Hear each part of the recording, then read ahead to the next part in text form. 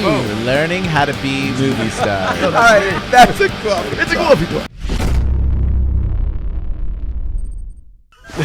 Well, that is a long one, Mr. Craig. we're talking about a window on the... A window on the computer. Actually, are they called windows on the Mac? I don't know. Yeah.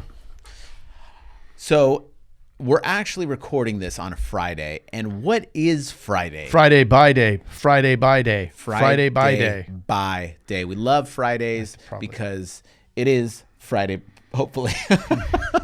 Oh.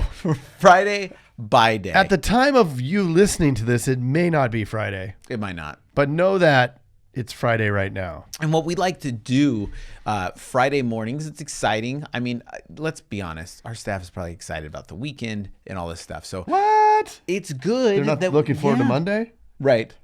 That we go through our, every meeting and our daily drills every single day. And Friday is Friday by day. What we like to do is get everyone pumped up. This is where you bring together the entire week of training and everything else. And you wrap it up, you celebrate, maybe order some pizzas for the team. And let's have a good Friday by day. I think, do we owe you pizza? I don't know, I think you beat us by 500. 500 last week. Yeah, I don't know. But we're beating you this week, so. Yeah, we're having a little bit of a rough month. Yeah, contacts, yes. It did change. In this game, there is the highs and the lows. Yeah. There's a lot of tweaking with the machine. We call it a machine, right? We have...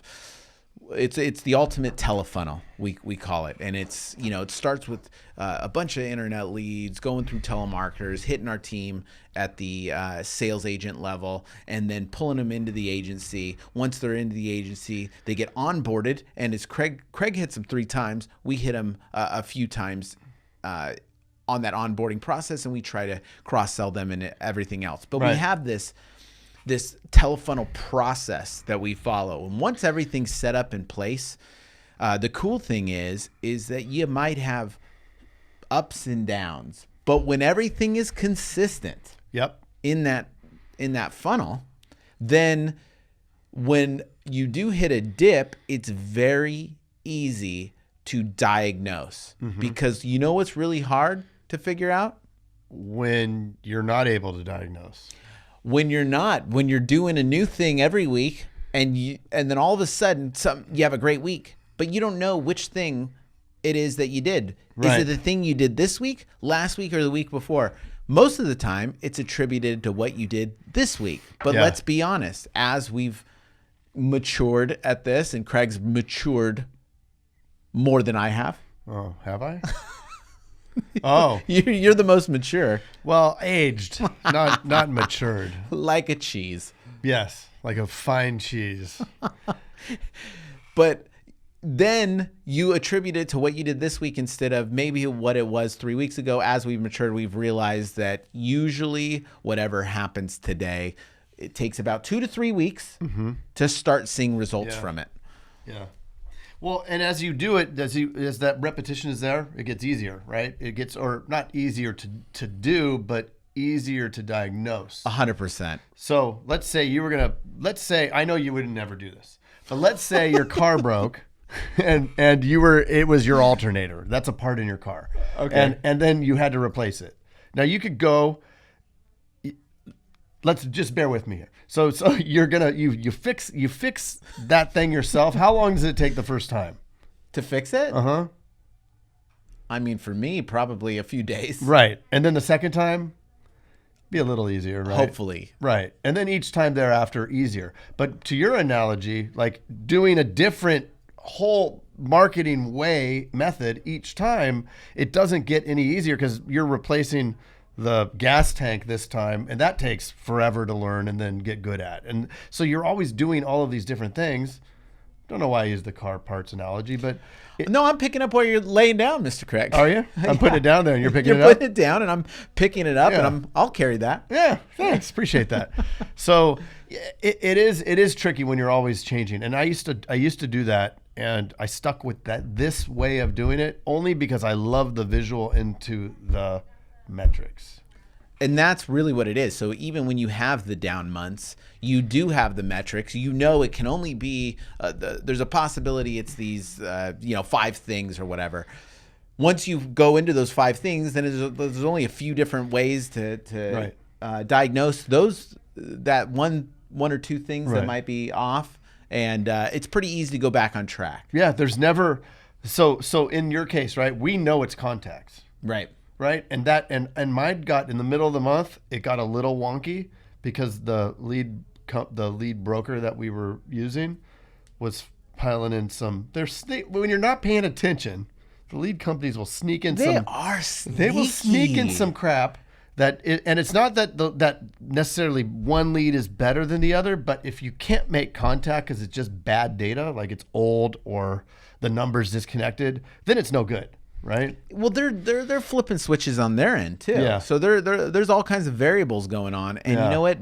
Life happens every day. So people filling out forms and stuff is going to be different all the time. They need to cut off lead aggregators and stuff like that. So what were the names you got?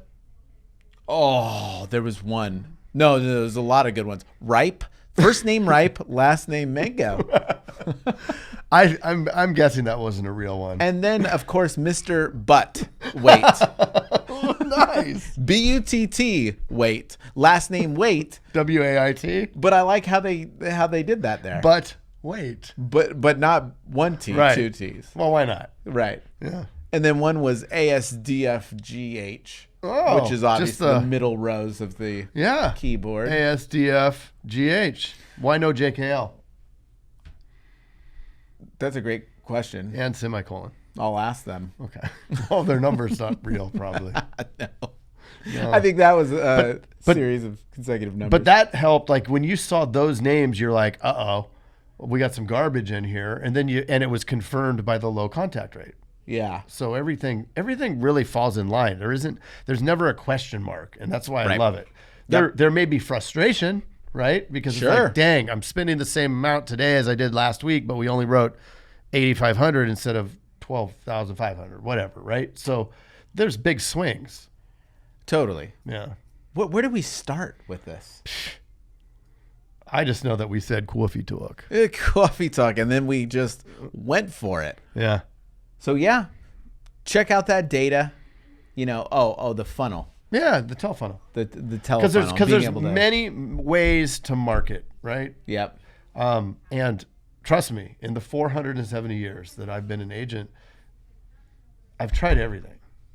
And this is everything. I don't see it changing going into the future because everybody's shopping on the interwebs. And I mean, what else are they going to do? Are more people opening their mail now than they were before? No, but that brings up an interesting point. Well, mail costs more and it gets less of a response. It works, but it's expensive and it's not trackable. The trackable aspect is what why I really like leads on the internet. Well, this is what I found. So we did do mailers about, I don't know, 2 years ago. Okay. And it worked. People called. Okay. But I had to spend what I'm spending on leads and get less people calling in. But when they called in, they were great, right? Like they were kind of laid up, especially with the kind of salespeople that I have now who can sell internet leads. Right. This is the problem. What happens if an internet lead comes in and a mailer comes in at the same time? Which one are they going to take? Oh, the mailer all day long. Right. So what do they get in the habit of doing when the internet lead comes in, but now there's no mailer, but there could be one and calling? They just don't do it. Right. So you make them lazy and you take away from it. My sales team does not they can't answer regular calls. They're not doing cross sells. They're not doing any of that because it just takes away. We have an inside salesperson and she handles all of that. That's it. Great advice. Thanks. Compartmentalize your agency. Well, you should, right? should. Yeah, Everybody you gotta- should be specialized. Yeah. You don't have the Honda mechanic working on the Ferrari. I mean, maybe you do. I thought you were telling me because I don't know. You don't. Okay.